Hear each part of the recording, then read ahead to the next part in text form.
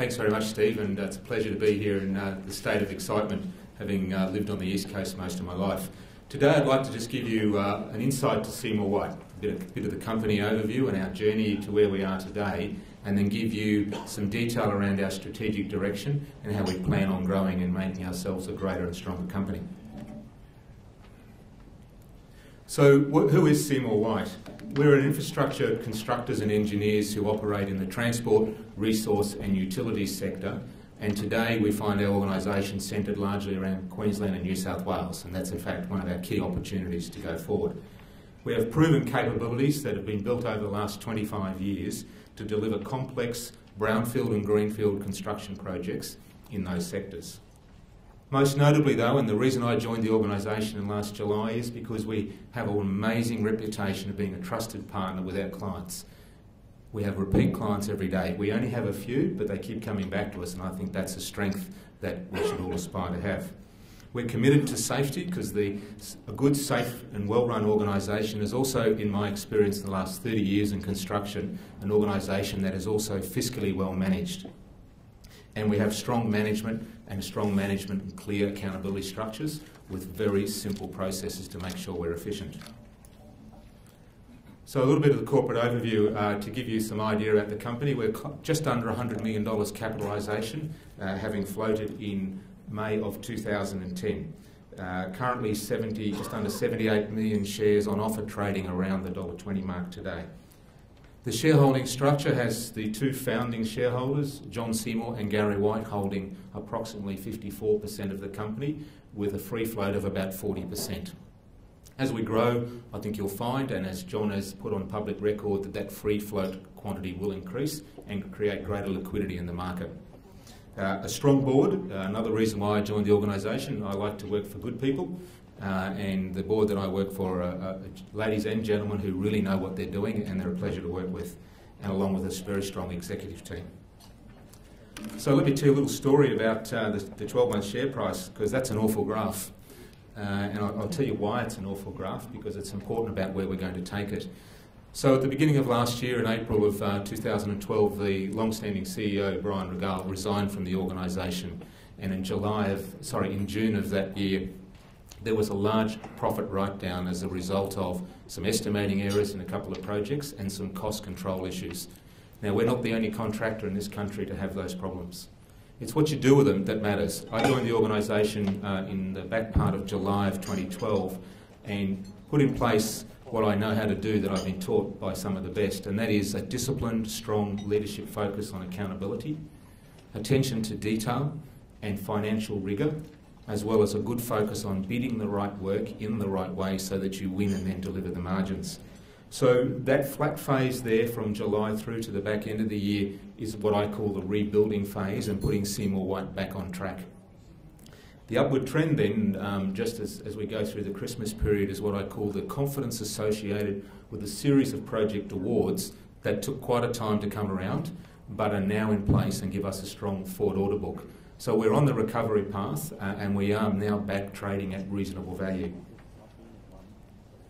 So our core capabilities, I said before, we're infrastructure engineers and constructors, but what we are particularly good at is doing difficult, complex projects in either brownfield environment or engineering projects that require strong technical capability to be able to do it in a smart and innovative way to get good value for money for our clients.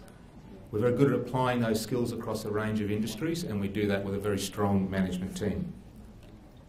The competitive advantages. I mentioned before, I've been in this game for 30 years. I've spent a lot of it working for first-tier contractors.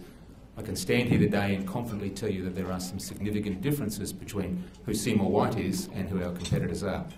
We have that demonstrated capability to deliver complex projects. We have a high level of pre-qualification. When we line up for projects, we always get pre-qualified. It's both about selecting the right projects and pre-qualifying properly. We have a 100% success record in our 25 years of operation.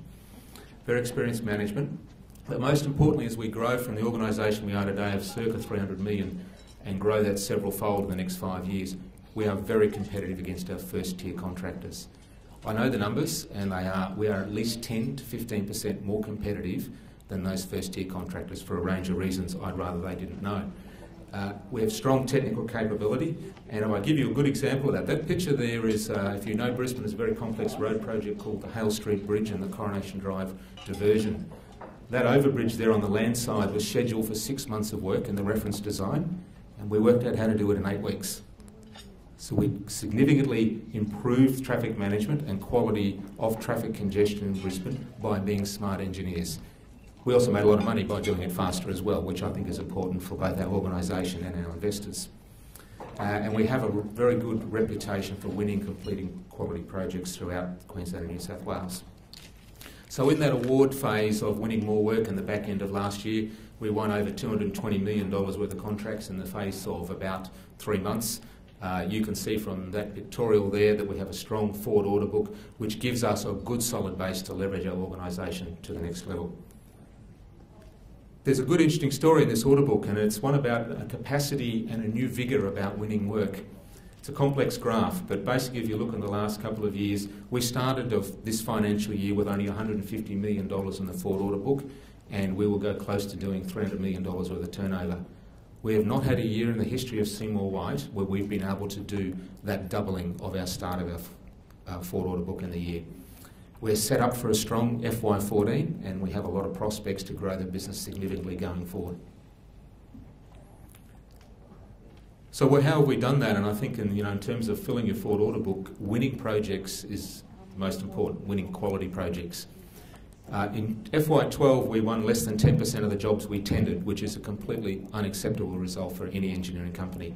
We now are running a 25% success rate, and we've done that by focus and by applying good engineering innovation at the front end and making sure that we don't bid jobs that we can't win.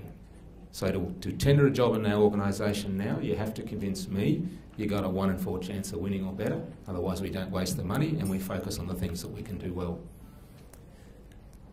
We also have an interesting position in the marketplace. So whilst infrastructure has slowed down across most of Australia in the recent sort of 12 to 18 months, we're actually finding a sweet spot of projects between $50 and $200 million, and the number of those projects is actually increasing and the mega projects are decreasing. We operate in that $50 to $200 million range. So right now, in the next 6 months, we have over $800 million worth of identified, targeted prospects that we're tendering. So on our current success rates, you can do the maths and see that the outlook's pretty strong. So our first half in review, if you've been following our company, and I hope you have, that we delivered 40% or close on of our guidance. We said at our AGM it would be 25%. The reason for the improvement was that we closed out all of those project legacy issues that I inherited last year, and we closed them out by December, and we kept our reputation with every one of those clients and improved our result and put ourselves back on track. That is the headline issue for the first half, along with sticking with our dividend policy of a 50% payout ratio, 40% first half, 60% second half, and there is no reason why that wouldn't continue. If you've studied our balance sheet, we had in the first half a growth of from $31 to $36.4 million of cash. That is a cash growth ahead of profit. Some strong financial fundamentals that drive that. So that's a quick financial summary. I won't take too much time to go through that. Let's go to the strategic plan, because I think this is where this organisation becomes very interesting. So our organisation is characterised by hiding itself on the East Coast for a number of years, and we now need to substantially grow. We're going to do that. We have a plan in place that's board approved, and we will grow several fold in the next 5 years. The key platform for that is to grow geographically and grow by market sector. It's pretty simple economics. WA is a place that we both want to and we need to be as an organisation. The fundamental economics of the state are strong and, in our view, enduring, and it's a place we want to go. To do that, we need to, and we choose to go forward with some potential capital raising, be they through placements, share rights equity raising or debt instruments, so that we can acquire an organisation in WA that is a fit culturally and technically with ourselves. So in the next 12 to 18 months, I think is an exciting time in our organisation as we move into this geography here, which is, a wonderful economy despite, challenges that always come along. There's a lot of energy left in it. Importantly, underneath all of that, we have a very, very strong leadership drive to make sure that we are excellent at what we do. That's not fluffy words. That's about discipline. It's about accountability, and it's about delivering results. After all, as investors, that's what you want for your money. In that, with our strategic plan there, I've talked about the need to geographically diversify, to get further back into the resource sector and build a utilities capability.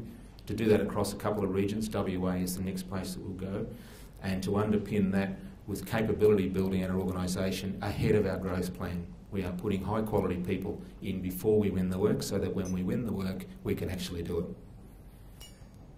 What's our outlook for the rest of this year? And the year is rapidly running out. We are maintaining our guidance to the market for the same result as FY12 as we repair the organisation. We are on target for that, I'm happy to tell you, and that we see some significant opportunities going forward into 14 and beyond.